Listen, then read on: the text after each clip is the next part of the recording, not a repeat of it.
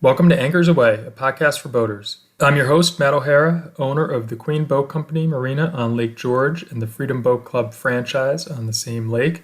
We've been doing the boat club for quite a while now and have several years of marina ownership under our belt, offering full service department, ship store, fuel dock, storage, dock space, and all the marina amenities you would come to expect. Each episode features an in-depth conversation with a boating expert or industry leader talking about their life in boating and some of the exciting things they're working on in the marine industry. We cover boating tips, tricks, the latest in technology, and many other things boating. Our goal is to inspire you to get into boating if you're already a boater, to improve your boating experience, and if you used to be a boater, to get back into boating and stay on the water longer.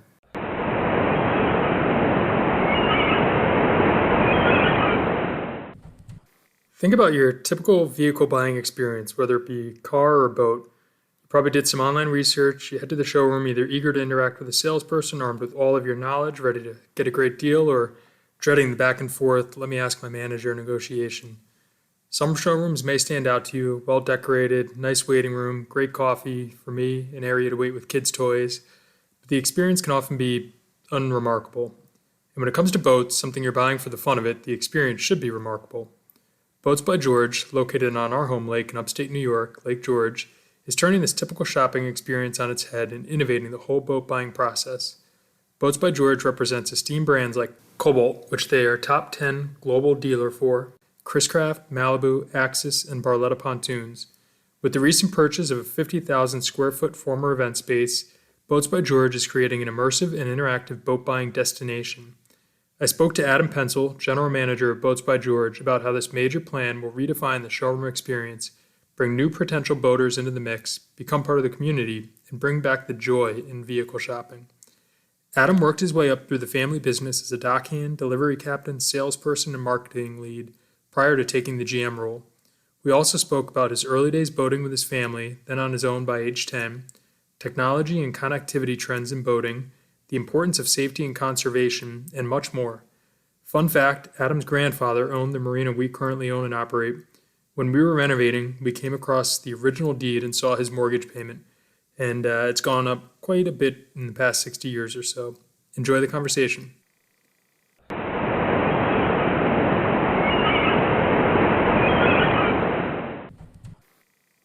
But thanks for joining me, Adam. It's really exciting for me to get to speak to someone who's doing interesting things right in my backyard. Boats by George is celebrating its 40th anniversary this year, so clearly you grew up around boats in the boating business. What are some of your earliest memories of being on or around boats? Yeah. Well, first of all, thank you so much for having me. I think it's great that you do this, being able to have a channel like this and an outlet to share information with boaters, both locally and nationwide, I think is great. My earliest memories on the lake, I'd have to go pretty far back for that, but I would say, the ones that really stick with me are, when I was a kid, the first boat that I ever had was a 16-foot Wahoo. And I feel like this is a common story, right? I don't know if you're familiar with what a Wahoo was, but it's basically a knockoff Boston whaler and had a 35 horsepower force 2-cycle outboard on the back of it. So I just remember, being so proud of my boat as a kid, and it really wasn't, it wasn't the prettiest thing in the world, but it got me up and down the lake. It got me to spots with friends that we could go fishing and just kind of cruising around and gave us that freedom. Back then the boater safety course, you could get certified at 10 years of age and be out in the lake on your own. So, it was a source of freedom for myself and my friends. And, I'll remember going to the dock. Of course, I didn't have any cover for it, so I'd have to regularly go there to attach a bilge pump, and sometimes I'd get there and there'd be 16 inches of water in the hull of the boat. But that's how it was. I loved it, and that's really, I think, where the earliest, most fond memories kind of begin. So you got to learn how to take care of them in conjunction with learning how to use them then.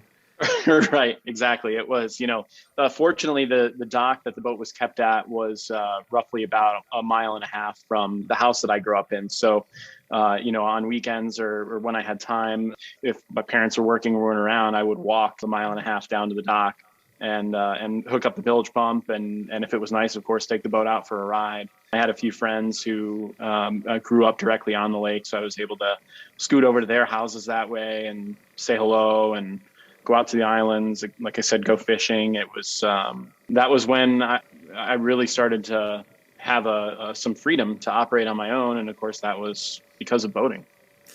Do you, aside from the boater safety course, remember any other type of learning you did, whether hands-on with your parents or any other kind of boat operation skills you learned? Yeah, definitely. I mean, I couldn't tell you. I don't have the memory of the first time I was ever behind the wheel of a boat. I think it's probably because it happened so young. For I don't know if you're probably going to give the reader some backstory, I'm sure, but Yeah. the Boats by George, I'm the general manager of the company, and it was founded by my father in 1982. So boating obviously has been, not just the family business, but became the family business because it's been such a huge part of our family's past and our history. And so, I'm sure for my father, it was a source of pride and importance to him to get my brother and I behind the wheel of a boat as soon as possible. And, I would say that probably started, immediately.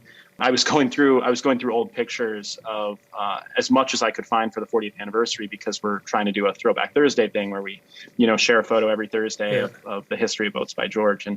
And there are, old photos of my brother and I, age 3, 5, behind the wheel of a boat, sitting on dad's lap. So it's been a while, but more formal training other than getting certified with the New York State course, it was all family stuff. And I think it was so early on that I don't really remember it.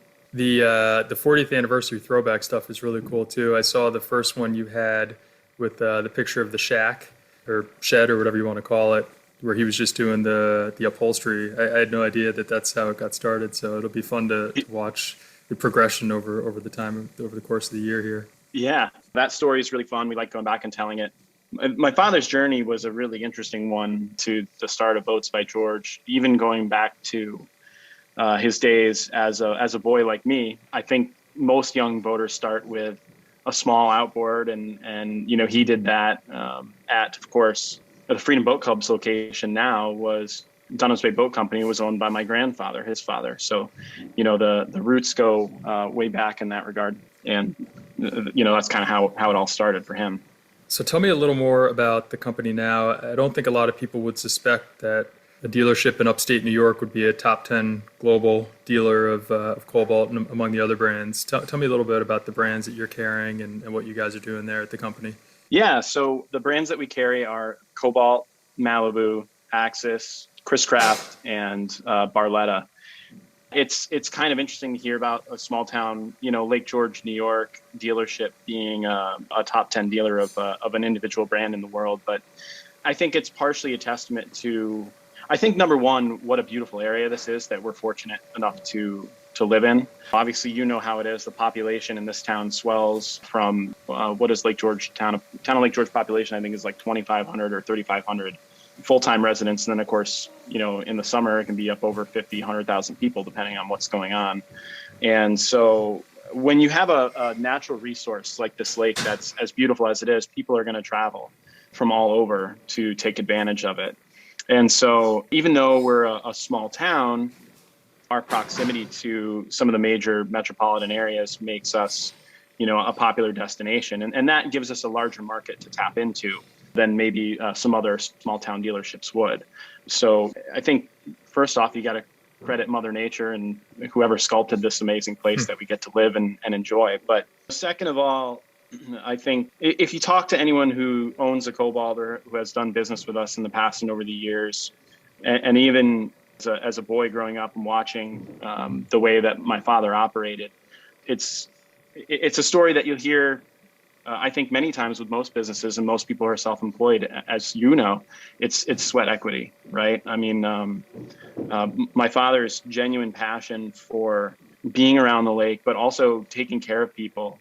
He's one of those people that really has that central sense of pride, genuinely cares. And I think that the formula to being successful in this business and probably in any business is not overly complicated. You genuinely care. If your customers feel like you genuinely care, then everything else is going to fall into place because you're going to work at it and you're going to make sure that things are the way they need to be.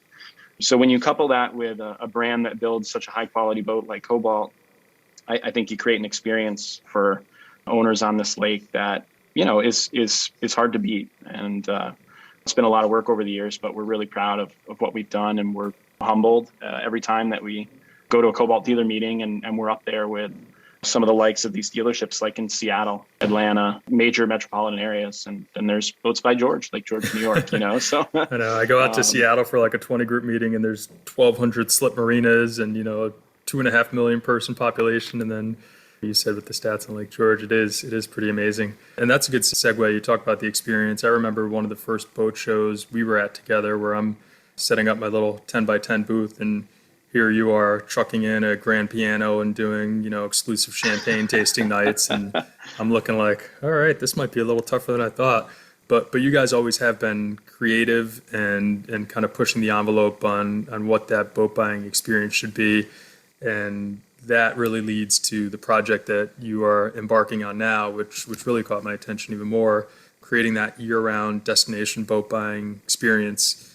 And I'd love to hear a little more about the forum and what you're planning on doing there and how that's really innovating the way people can shop for boats. We're really, really excited about this building. I think when we've told some of our other members in our 20 groups, we just purchased a 50,000 square foot facility to convert to our showroom. A lot of jaws hit the floor.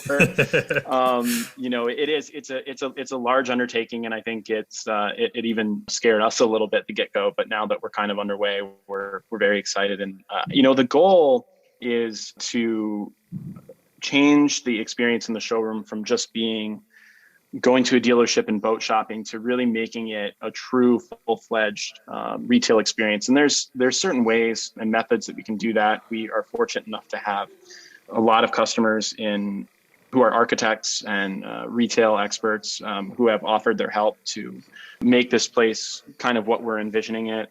We've got a great architect that we're working with right now that has done a lot of major projects in New York State. But the idea behind it is if you've ever been to like LL Bean up in Freeport, Maine, or I don't know if you've ever visited the REI store, flagship store in Seattle, there are these retail stores that are like experiences, right? They're interactive, they're open. It's a type of place that even if you're not really going there to buy anything, it's almost like going because it's fun, an amusement park in a way. That's really what we're envisioning for this building. And so there are a lot of ideas. One of them is because the space is so large, having part of the showroom be a history walk of Lake George and the history of Boats by George, and have some classical boats in there with some nice signage that kind of talks about our roots and the lake's roots, and people can kind of experience that as they walk into the showroom. We're really working hard with some people who are big in technology to create displays that are interactive in all the boats. So you can see video running of the boats on the water. You can see all the specs in addition to just, normal stock cards that you'd see at a standard showroom. And even the scenery, the offices and everything in the main showroom space are being designed to feel like a boathouse. So when you step into the showroom, you're kind of on these docks with maybe a small overhang, and you walk in and it's supposed to feel like you're kind of stepping off the boathouse onto the water to view all of these boats that we have here. And the images on the walls, because it's such a huge space, we're wanting to do shots of the silhouettes of the east and west side of the southern basin of the lake. So when you're sitting in these boats, it feels like you're sitting in them on Lake George. So from sounds to sights to smells, we're really trying to just consider all of it and make it a place that is exciting, that people will just want to go see just for fun. And then the other side of it too is not just the retail experience, but the ability to allow the community to use the building as a resource. There's office space there, there's large meeting areas. So we envision in the future hosting boating safety courses, maybe women in boating seminars, anything that we can really think of. And if the community even needs a space, there's a possibility that we could open it up to that. It's a work in progress. There's a lot going on and a lot building, but we're excited about the direction, and we can't wait to get it open and share it with everyone. And it sounds like instead of narrowing down ideas every week, you probably add more ideas to the pot. That's really what it is. These ideas will sometimes come to you. You get home from work and you're out doing something random, and then all of a sudden it's like, oh, what if we did? Yeah. And sometimes you have to like slow yourself down a little bit, because it's like, okay, we have to take care of the core stuff first. But Yeah. there's a lot of big ideas. We're working hard at implementing them and getting it done so we can share it with everyone. I think what's cool about it too is that a lot of people are doing a lot of their shopping online, right? So they probably come to you with a lot of information already, and the people that come to your showroom have often already decided that they want to buy a boat. It's just a matter of what boat and maybe what dealer. This is really an opportunity to get people in there who might not be thinking about buying a boat yet, but just kind of interested in doing something, and they heard it was cool. And now you've kind of expanded that pie of people looking at boats, because they come in, they weren't looking at a boat, and all of a sudden they have this great experience there. And a year or 2 years later, when they're thinking about buying a boat, they remember their time with you, and they're giving you a call. I mean, I kind of think of it like, we were talking about dogs before. My second dog, we were never going to get a second dog until we went and visited a friend whose dog just had puppies, and we got a second dog. Right. Right. Yeah. I mean, that's a great point. And I was listening to some of your other podcasts before we jumped on, and the one that you just had with the gentleman from Siren Marine. This is a topic that is talked about a lot among everyone in the boating industry, which is, how do we get new boaters, right? And how do we keep new boaters in boating? That's certainly been a thought with something like this, where maybe we can expose people who wouldn't traditionally be exposed to this type of lifestyle and this type of activity, all of a sudden seeing it, breathing it, kind of being immersed in it, and then making the decision to make it a part of their lives. Because generally speaking, once someone becomes a boater, they're going to be boaters for life, even if they're maybe going to take a year or two off sometimes here or there. But I think once you've spent time on the water, it's really, really hard to get that out of your head, because it's the ultimate relaxation tool, family time with friends. It's an incredible experience. So that's, I think, our job as people in the industry is to make sure that we reach as many people as possible with that experience. And you also talked about safety and in a way, conservation, with the importance and history of the quality of the Lake George water. What role do you think dealers, industry stakeholders have in promoting safety and conservation? I think it's incredibly important that we really start focusing on that. Lake George has got a lot of challenges lying ahead, regardless of what your beliefs are about climate change, for example, whether it's a natural occurrence or a man-made circumstance. It is having real effects and impacts on this lake. And so there are ways that as a community, as businesses, as homeowners, we can do things to sort of combat that and ensure that the water quality of this lake is protected for many, many years. And so I've thought about that a lot this year. George and my father and Boats by George, we really don't like broadcasting a lot of the stuff that we do in terms of charitable contributions, because I don't know, sometimes that stuff sort of feels self-serving. We just like to just do it from on the side, but we do our best to make contributions to some of the bodies that protect the water quality on the lake, like the LGA, the Fund for Lake George, the Lake George Land Conservancy. The Jefferson Project is incredible. They're doing amazing, amazing things right now, with Lake George being dubbed the most high-tech lake in America right now in terms of monitoring things. And I think it's going to be very important that we find ways as businesses and individuals to support everything that those organizations are doing moving forward. And that could be something as simple as, maybe if we get together as an Eastern Marine Trades Association, talking about agreeing to, have a small segment of our emails, our marketing emails, every time they go out, having a small segment saying, hey, protect the Lake George, consider donating to these organizations, just to increase their exposure. Little things like that can make a big difference. And especially this being our 40th anniversary, going to be continuing to think of ways that we can help achieve those goals, maybe even having them participate in the showroom somehow. I don't know. So that's something that as industry leaders, I think we need to talk about, and it needs to be on the forefront a little bit more than it is right now. As a potential boat buyer right now, there are definitely challenges getting boats with all the supply chain issues. What kind of advice would you give someone, whether they're looking for a new boat or a used boat or whatever right now with all the stuff happening with the supply chain? Yeah, this is it's an interesting time for everybody because of obviously the supply chain doesn't just affect boating; it's everything. It's housing, it's food, it's basic supplies. The best advice that I could give people in boating is obviously be patient. If you're looking for something pre-owned, stuff does happen, and there actually are a lot of dealers. When I talk to other dealers around the country, there's a lot of pre-owned boats that are booked to come into trade. We're just waiting for the new boats to arrive. Sort of the way that deal structures have changed is that before, when you'd sell a customer a new boat over the winter and they'd be trading their boat to you, their trade would immediately be available. And we could say, okay, now we can turn around and sell this. Well, now there's sort of a delayed reaction to that because they have to wait for their new boats to come in. So if you're in the pre-owned market, and even if you're, I guess, in the new boat market, I think the main word is patience because you just sort of have to wait for things to free up as we move along here. I did the Cobalt dealer meeting. The CEO of Malibu Boats did speak, Jack Springer, and their macro outlook said that they expected the supply chain to start to loosen up later in 2022 and early into 2023. So things are going to be a little bit tight on supply of most fiberglass boats leading into this summer, but the pontoon manufacturers are doing a pretty good job. And so those will be and should be readily available. And then maybe by this time next year, we'll be back to a little bit more of a normal operating procedure. Fingers crossed. That's what we're hoping for. Right in time for the new showroom. Perfect. That's right. That's right. Yeah, we got to fill that thing up. There's a lot of space there. So you visit a lot of dealer meetings. You go to 20 group meetings. You're getting around, talking to a lot of people, seeing a lot of different boats. Are there any new exciting trends in terms of boat building that you've seen coming down the pipe from manufacturers?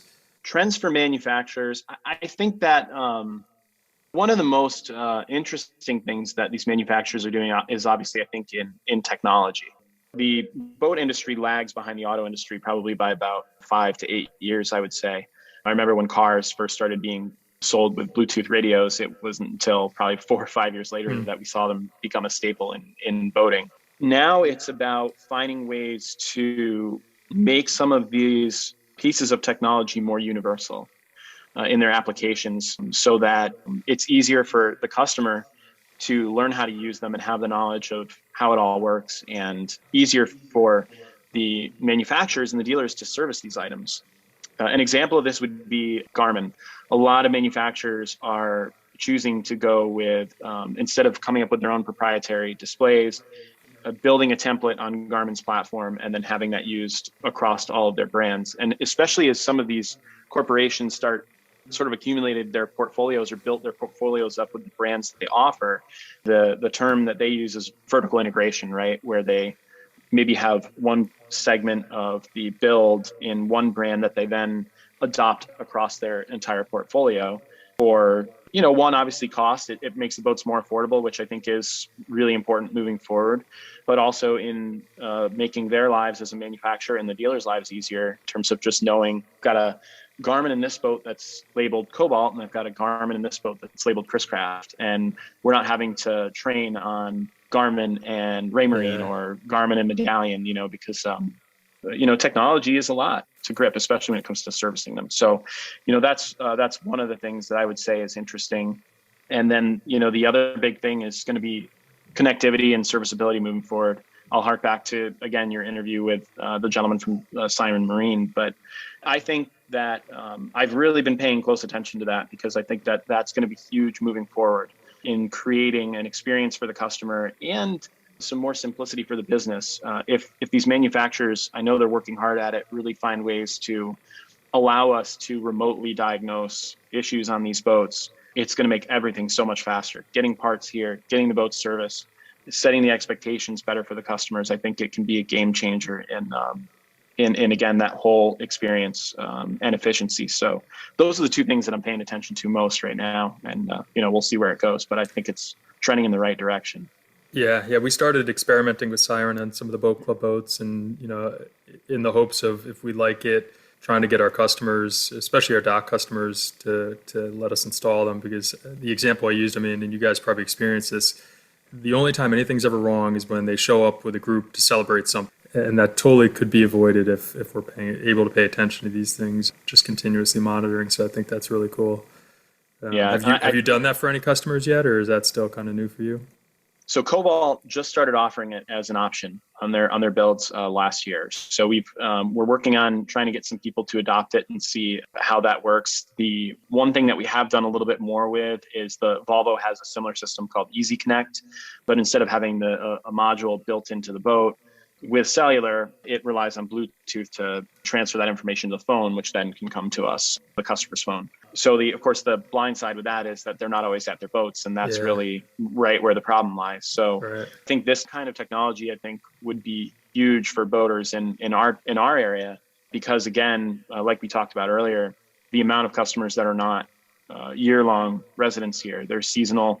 They have vacation homes. So, sometimes a customer's boat might sit for a week, week and a half, maybe later in the season when they want to keep their boat into October to get that Columbus Day weekend ride and they're gone after Labor Day. Customer's boat might sit at their dock for a month, and that's scary. That's where people can run into trouble. So Can you imagine how many alarm notifications you'd have been getting if you had one of those on your Wahoo?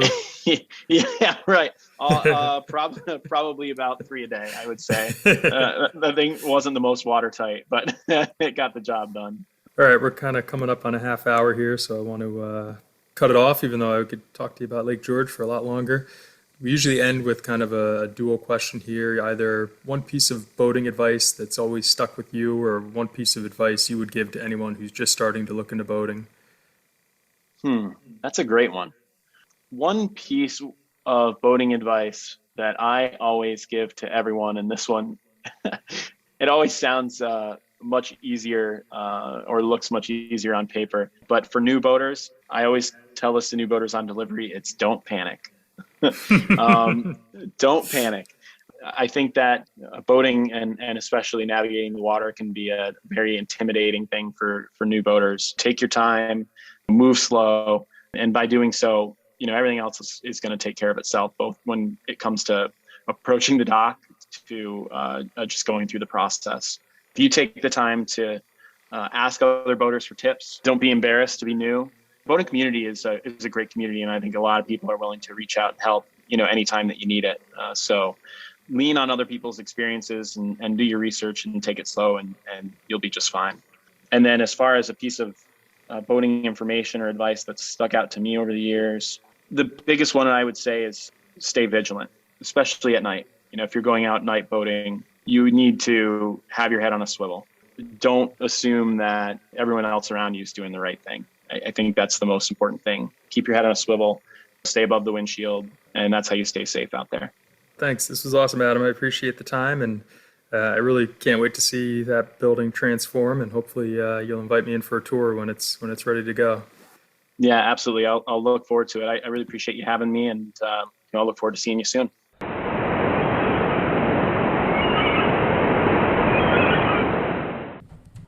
I really can't imagine the whiteboard sessions going on there. Every brainstorm a new idea to incorporate into the space.